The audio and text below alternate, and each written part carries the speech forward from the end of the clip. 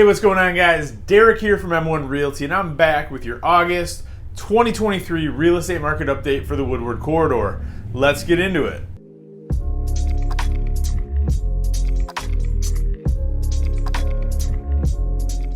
So as always, we're going to start with the city of Ferndale, and currently there are 46 homes on the market in Ferndale compared to 31 that sold in the month of July. The average price of homes that did sell in the month of July in Ferndale was $269,027. Now that is 3% higher than it was in the month of June, but it is 3.8% lower than July of 2022. The good news is the average home that sold in Ferndale in July sold for 103.3% of asking price and sold in only 11 days on the market. And currently there is 1.4 months worth of inventory on the market in Ferndale. On to the city of Hazel Park. Currently there are 39 homes for sale in Hazel Park compared to 27 that sold in July. The average sale price of homes that sold in July in Hazel Park was $183,589. Now this is 7.8% higher than the average sale price for June, and it's 14.8% higher than the average sale price in July of 2022. And currently the average home is selling for 102.8% of asking price, and it's selling in only 23 days on the market. And currently in Hazel Park there are 1.5 months worth of inventory. On to the city of Oak Park. Currently in Oak Park there are 23 homes on the market compared to 26 that sold in the month of July. The average sale price in July for homes in Oak Park was $214,475. That's a 6.3% decrease from the month of June, but it is 11.7% higher than July of 2022. And on average in Oak Park right now, homes are selling for 100% of asking price, and they're selling in average in 15 days on the market.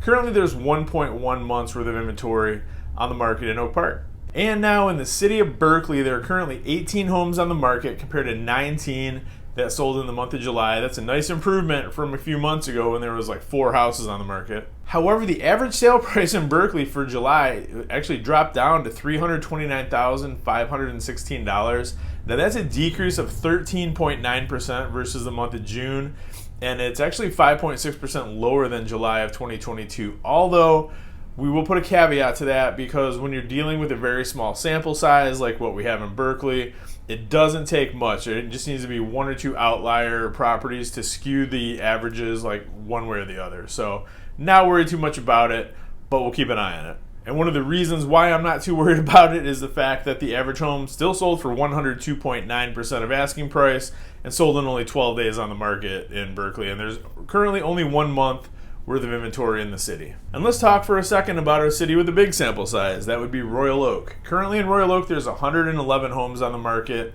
compared to 91 that sold in the month of July.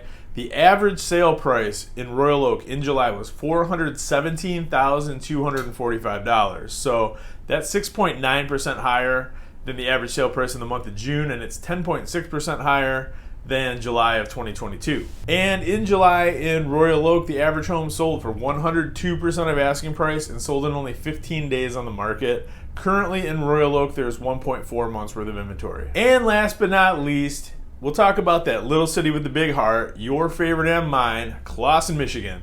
So in Clawson, there are currently 9 homes on the market. I know, a whopping 9, compared to 12 that sold in the month of July. Now the average sale price in July in Clawson was $285,834. Now that's a dip of 3.5% from the month of June, but it is 12.2% higher than July of 2022. And again, just like Berkeley, when we're dealing with a really small sample size, the numbers can fluctuate quite to a big degree. And in Clawson, same as everywhere else, the average home is selling for 103.8% of asking price, and it's selling in an average of 12 days on the market. And Clawson, there's actually not even a month worth of inventory. There's only 0.6 months worth of inventory on the market. And what that means is if nothing else hits the market from today forward, we've got about 2.5 weeks before every house in Clawson is sold. So Derek in plain English, what does this all mean? So I think what we're seeing is a confluence of higher interest rates and lack of inventory. So with the higher interest rates are doing the effect they're having, and as of right now, like the 30-year fixed rate conventional mortgage, we're just a touch above 7% right now. So, but what that's doing is keeping some of the buyers on the sidelines.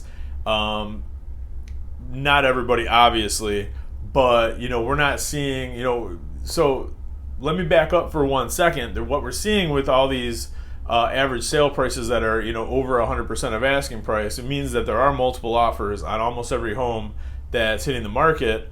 So that's driving the price up. But what we're seeing is, every house is getting, 2 or 3 offers, not 15 like we were seeing in the past couple of years. So that's why we're seeing a much smaller month-over-month increase in the sale price, and some cities are decreasing. And compared to the year-over-year, when we compare it to 2022, there's definitely, what we were seeing before was like 20% year-over-year increases in value. Now we're seeing a much smaller increase, which is fine with me, to be honest, because what we were seeing before was completely unsustainable, and this is a lot more in line with something that I'd like to see 3 to 5% year-over-year growth. We could do that forever, and that's a good thing for everybody involved. And what I think we're going to see, I don't have a crystal ball, but moving forward towards the end of the year here, I think what we're going to see, I'm hoping the Fed is finally done raising their interest rates, because that's going to allow mortgage rates to start settling back down. Once we get a handle on inflation, and it looks like we are, things are going to start coming back to earth. And that's the $1 million question when that happens. When rates get back into the 5s, does that mean we're going to have more inventory, or does that mean we're going to be right back where we were a couple of years ago, where we do have 15 offers on every house? Because lower interest rates will bring more buyers back off the sidelines. It will increase people's buying power. So, your guess is as good as mine. I'm hoping what we're going to see is there's going to be a lot of people who are keeping their house off the market right now because they have that 2 or 3% interest rate, and they don't really want to trade that in for a 7% interest rate. If those people do put their houses on the market, then we're going to be fine, because that's going to solve our inventory problem. But if they don't, and rates come back down, then we're just going to have a gazillion buyers fighting over the few houses that are available. So I don't know what's going to happen yet, but one thing I do know for sure is that you will know as long as you keep watching these videos.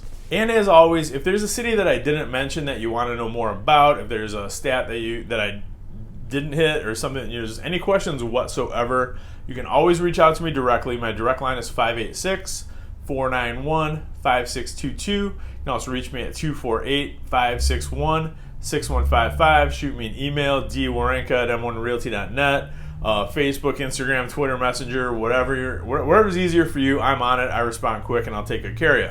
And until next month, if there is anything I can do for you, just reach out. That's why I make these videos. I'm here for you, and love taking care of our community. So thanks again, guys. We'll catch you next month, and just wait till next week. We'll have a new video dropping, and appreciate it. Thanks a lot, guys. Have a great one.